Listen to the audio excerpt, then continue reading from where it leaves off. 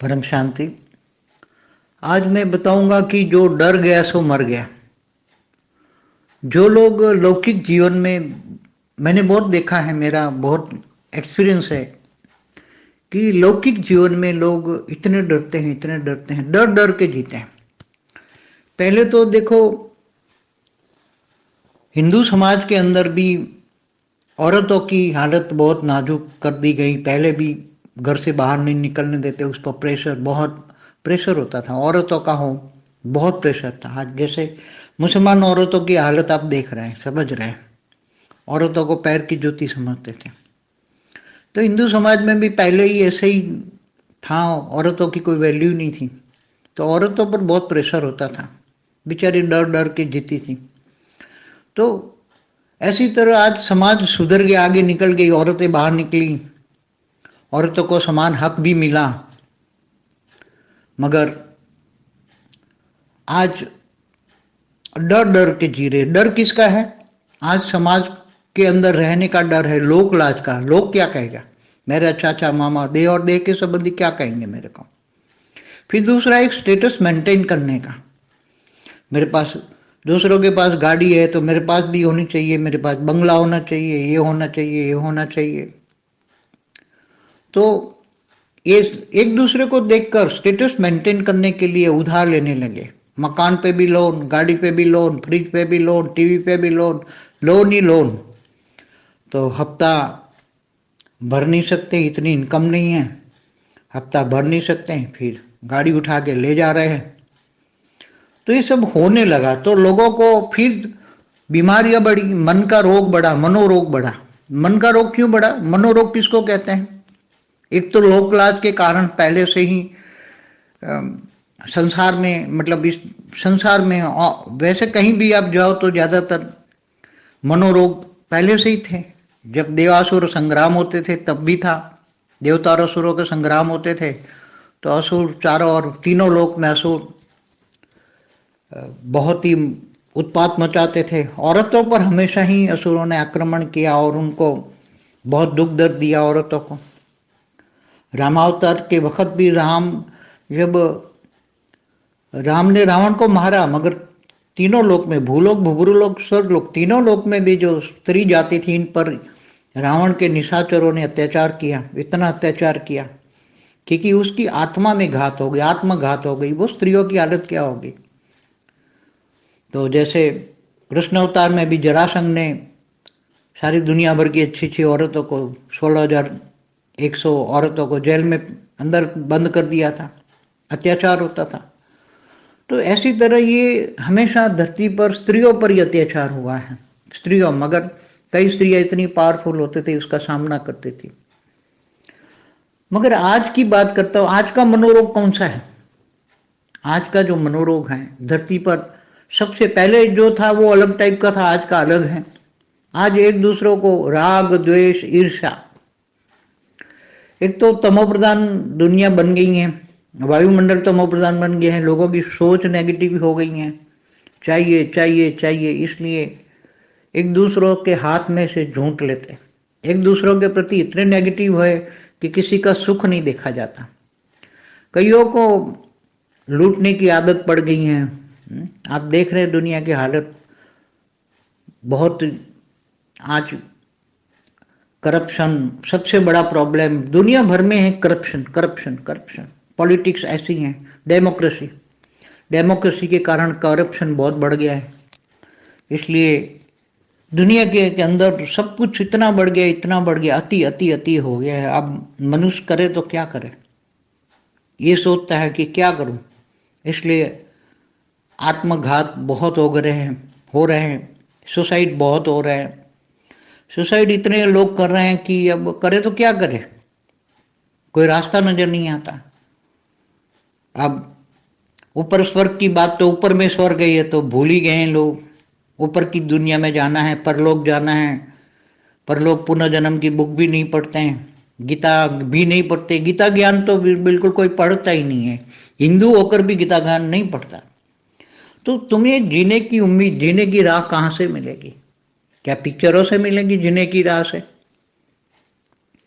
तो माया बढ़ गई, कहते माया बढ़ गई। मोह माया काम क्रोध लोभ मोह अहंकार चरम सीमा पर आज इतना अति अति अति हो गया है। देखो अब ज्ञान एक सहारा है मगर ज्ञान तक पहुंच नहीं सकती, भक्ति एक सहारा था मगर भक्ति मार्ग में साधु संतों ने क्या किया, बस एक बार राम की माला जप लो, राम राम राम राम या कृष्ण कृष्ण राधे राधे बोल लो, बस तो वे मिल जाएगा सब कुछ। कलयुग में तो एक ही राम नाम तारे, मगर ज्ञान का कोई सहारा नहीं है, ज्ञान आत्मस्वरूप की अनुभूति का कोई पुरुषार्थ नहीं है। आत्मा आत्मज्ञान तक आती है तो आत्मज्ञान में पुरुषार्थ नहीं कर पाती हैं, समय नहीं निकाल पाती हैं, क्योंकि वहाँ इच्छाएं बहुत है। इच्छा मतलब अविद्या नहीं है, इच्छाएं दुख का कारण है, ये समझती नहीं है। इच्छाएं बड़ी बड़ी इच्छाएं रखते हैं और नष्ट मोह नहीं है। तो ये सभी बहुत, आज की हालत बहुत नाजुक समय से हम गुजर रहे हैं, बहुत ही नाजुक समय से दुनिया गुजर रही है। इसलिए हॉस्पिटलें इतनी बढ़ गई, इतनी हॉस्पिटलें बढ़ गई, मनोरोगी बढ़ गए और दूसरों का दुख देखकर अपने आप को ही दुखी करने लग जाते हैं। फिर कोई बीमार हो जाए तो उसको चारों ओर इतने लग जाते हैं कि नहीं तुम्हें ये होगा, तुम्हें ये होगा, तुम्हें डॉक्टर डराते हैं, सब डराते हैं। अरे भाई, डराने की बजाय उसको हिम्मत दो। ज्ञानी है तो तुम समझाओ कि तुम बेहद के ज्ञानी हो, बेहद के वैरागी बन जाओ, आत्मस्वरूप बन जाओ, लाइट स्वरूप बन जाओ, सूक्ष्म में संकल्प डालो तो पहाड़ जितना दर्द राई बन जाएगा और राई से रुई बन जाएगा। विश्वास रखें, अपने आप पर रखें। पहले तो मैं बेहद की परम महान आत्मा हूँ, बेहद की परम महान शक्तियाँ हूँ, आत्मा में, मेरी आत्मा में बहुत पावर है, शक्ति है। ये अपने आप को समझना है। यही सबसे पहला लेसन है। मैं कौन सी कैटेगरी की आत्मा हूँ? आत्मा तो सब जानते हैं, मगर मैं कौन सी कैटेगरी की आत्मा हूँ? मैं बेहद की परम महान आत्मा हूँ। मैंने क्या पाया है? बेहद के परम पिता को पाया है, बेहद का परम ज्ञान है मेरे पास।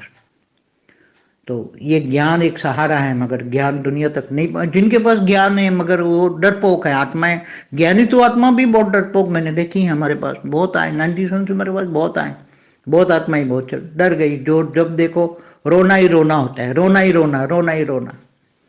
अरे अभी क्यों रोते हो? तुम्हें खुशी होना चाहिए। अगर कोई कहता है मेरा ये हो जाएगा, मेरा शरीर छूट जाएगा, मेरे बच्चे क्या करेंगे, मेरा ये करेंगे, मेरे बिना घर कौन संभालेगा, बस यही आजकल सबकी यही प्रॉब्लम है।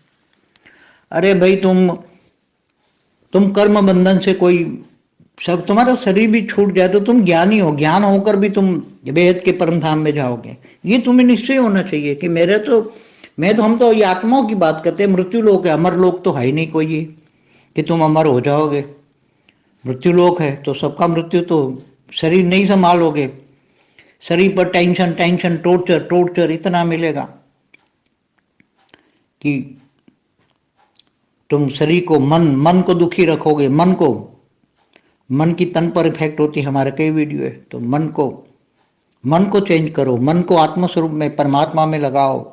मन में हमेशा ये सोचो, हम ये दुनिया में हम साधारण आत्माएं नहीं, हम बेहद की आत्मा हैं, बेहद की परम महान आत्माएं हैं। हमारी ड्यूटी है, हम बेहद के विश्व सेवाधारी है, बेहद के विश्व कल्याणकारी हैं।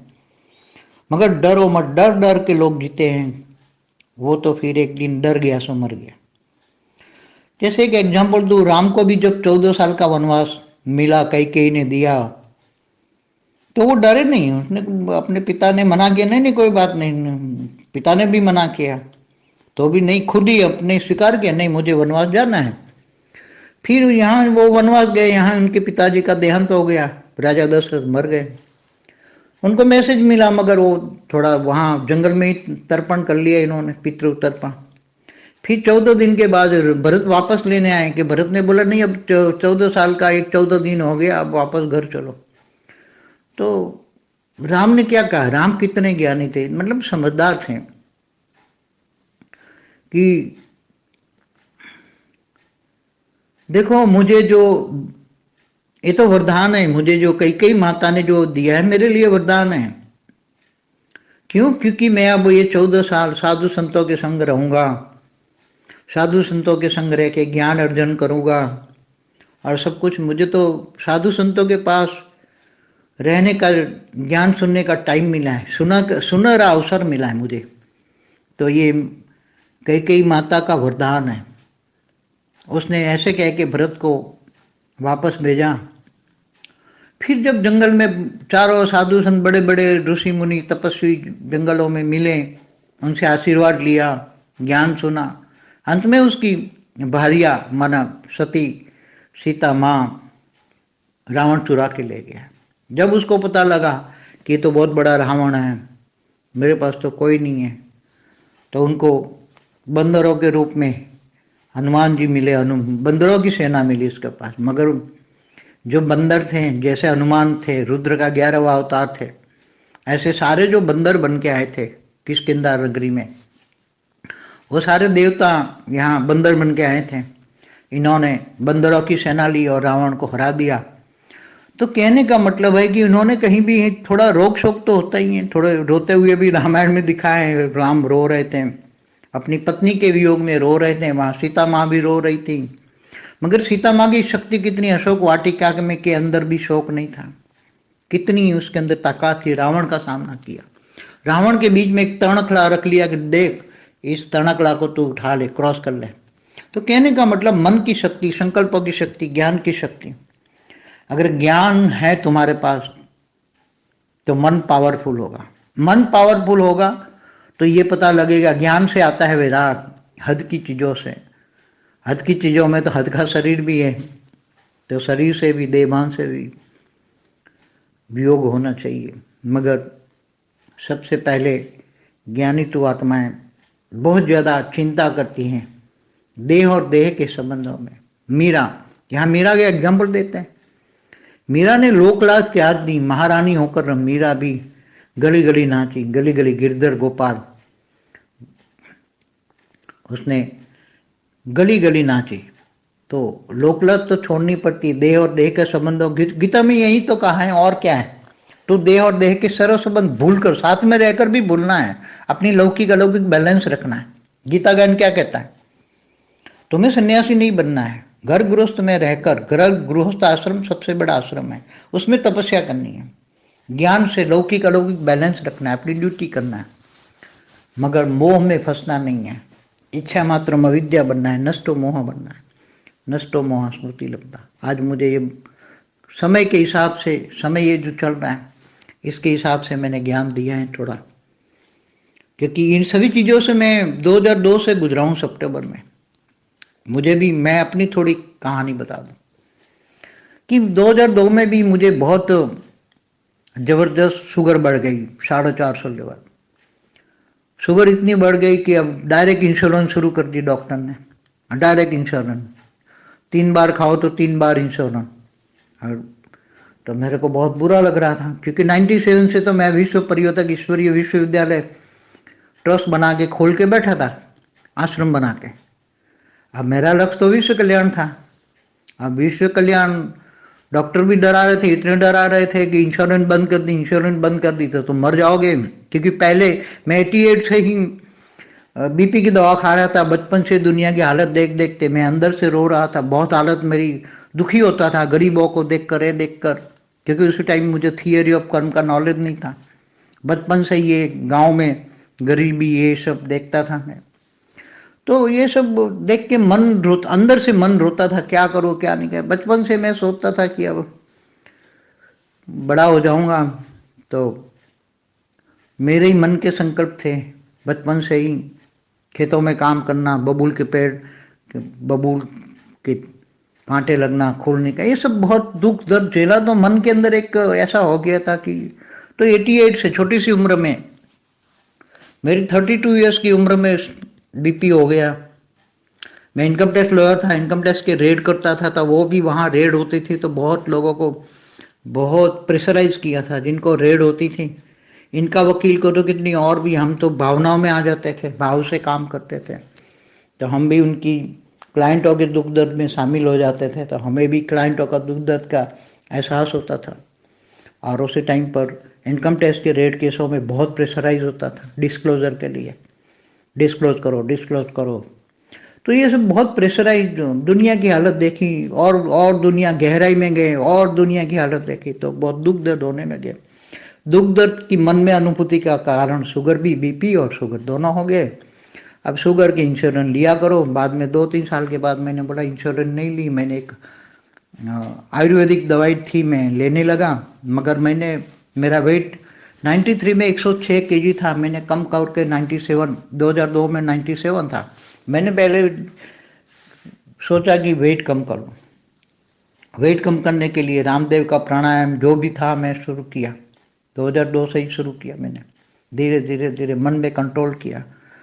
मन में ये होता था कि अगर मेरे को कुछ हो गया, शरीर छूट गया, तो ये मेरा जो विश्व कल्याण का लक्ष्य था ये मैं कैसे सिद्ध करूंगा। तो मन कहता अगर मैं शरीर छूट गया तो सूक्ष्म शरीर में रहकर भी, 3 तत्वों में रहकर भी मेरा लक्ष्य तो पूरा ही कर लूंगा। किसी में रेज मार कर काम करा लूंगा या किसी में प्रवेश करके काम हुआ, ऐसा मन में कहता। मैं किसी को कहता नहीं था, मगर मन तो अंदर से डर गया था कि मेरा काम संपन्न कैसे होगा। मैं तो 97 से विश्व पर्यटक का आश्रम लेकर बैठा हूँ। मेरे को तो पहले से ही बीपी था, 88 से बीपी की दवा खा रहा था, अब शुगर के इंजेक्शन ले रहा हूँ। और मैं कह तो डॉक्टर भी बोलते थे इंश्योरेंस बंद की तो मर जाओगे, तो बहुत डरा हुआ था। 2002 में तो मेरी हालत इतनी ख़राब थी, मुझे लगता है मर जाऊंगा। कोई बात नहीं, मैं मर गया, कोई बात नहीं, मगर मर के भी 3 तत्वों में रहकर भी किसी में प्रवेश करके या रेज मार के मैं अपना विश्व परिवर्तन का कार्य पूरा करूंगा। तो